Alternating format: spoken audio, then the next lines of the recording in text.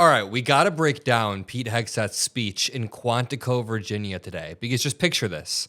Pete Hegseth summoned hundreds of top generals from across the world that are serving in different places on almost no notice.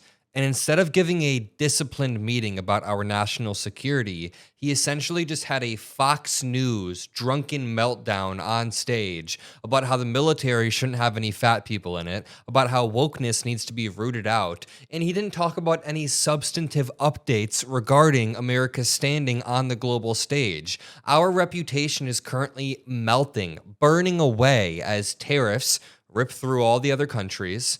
You guys understand that when Donald Trump placed tariffs on every single country, that means any other country that's not America, when looking to do trade, will now see two big trading zones. One is the United States. That is a no-no zone with like triple the amount of tariffs as every other country. And then there's the rest of the world, meaning the United States is now a big no block when doing trade. That's the simplest way I can put it. Nobody wants to trade with the United States when we're placing tariffs like this. Secondly, Donald Trump seems to have just realized that Vladimir Putin is the bad guy like over the past week. He is having elementary style realizations when he's decades into adulthood and years into politics. Either way, the point that I'm trying to make is Pete Hegseth was melting down about how he says, quote unquote, fat people shouldn't be in the military. I don't really use that terminology. And in response, Governor Newsom said, I guess the commander-in-chief needs to go. The standards they try to hold everybody else to, they don't even hold themselves to, or Donald Trump to. He has different standards, I guess. Before we jump in with these videos, let me lay the groundwork by explaining how Pete Hegseth summoned hundreds of U.S. military officials to Quantico with no notice. Defense Secretary Pete Hegseth ordered hundreds of the nation's top military assembles to assemble, an unusual move that has raised questions inside the Pentagon and I'm sure leaves security vacuums in certain areas. The gathering, which happened today, brought together generals and admirals of one-star rank or higher, all in one place. It did not include a reason for the meeting. It said the move was extraordinary, which it was not normal. It was very secretive. Everyone was wondering what's going to happen here. And it was Pete Hegseth doing a drunken, performative Fox News meltdown. He wasn't actually drunk. There's no evidence to believe he was actually drunk. But just listen to the way this guy tries to make a joke about effing around and finding out. He says F-A-F-O, and the crowd doesn't react whatsoever. No laughs, no cheers. It's a truth as old as time.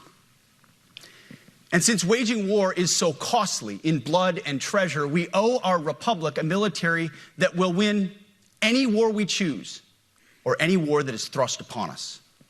Should our enemies choose foolishly to challenge us, they will be crushed by the violence, precision, and ferocity of the War Department.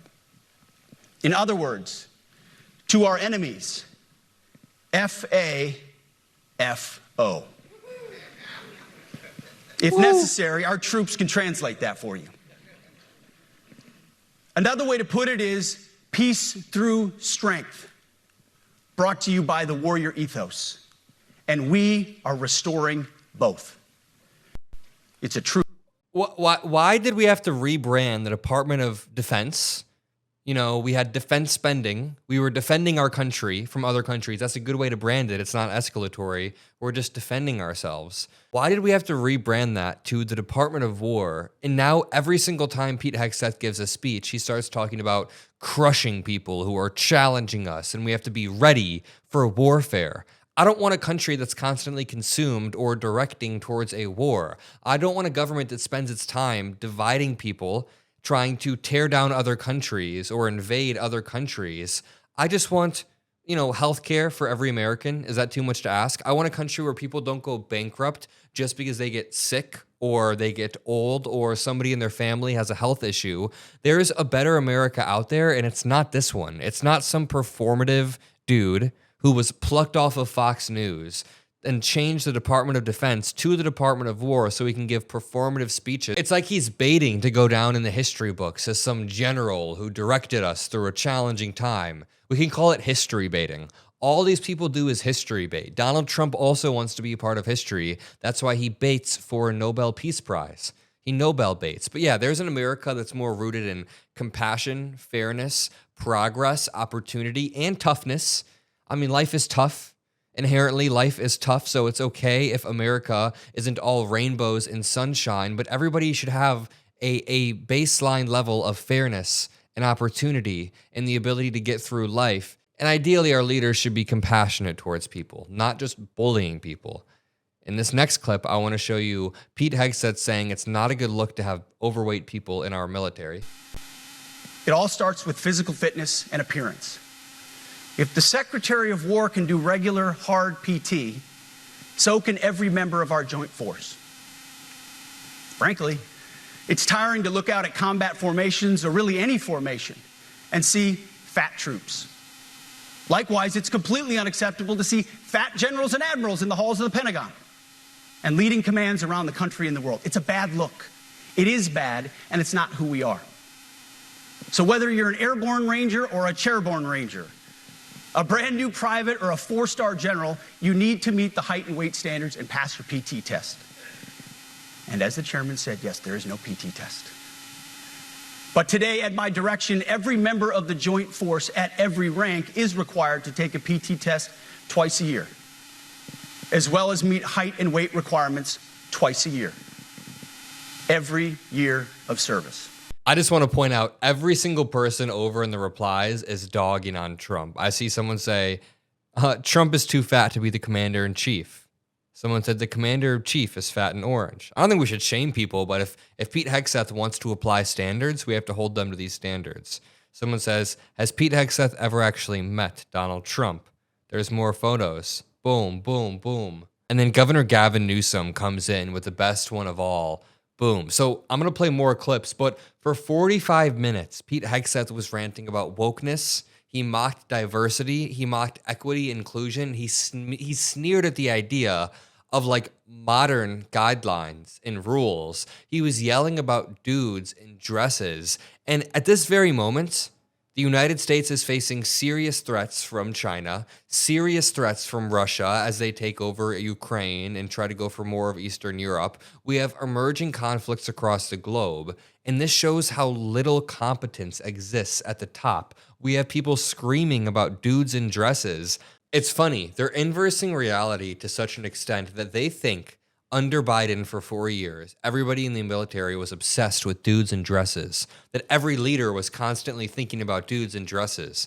But it seems like that's the case now. I've heard more about transgender people. I've heard more about culture war props and seen more culture war pep rallies like this than anything else. That's all this is. This is a culture war pep rally. I don't care if the top general is a little bit overweight as long as he can lead. I would rather have somebody a little bit overweight who is an amazing, steady-handed leader than Pete Hegseth, who himself was struggling to do more than 2 pull-ups. Listen, I'm not able to do like 20 pull-ups in a row or anything, but I'm just saying Pete Hegseth needs to hold himself to his own standards. These people aren't building strength in our military. They're tearing people apart and tearing down morale. That's my opinion. Listen to the way he talks about war fighters and sergeants right here.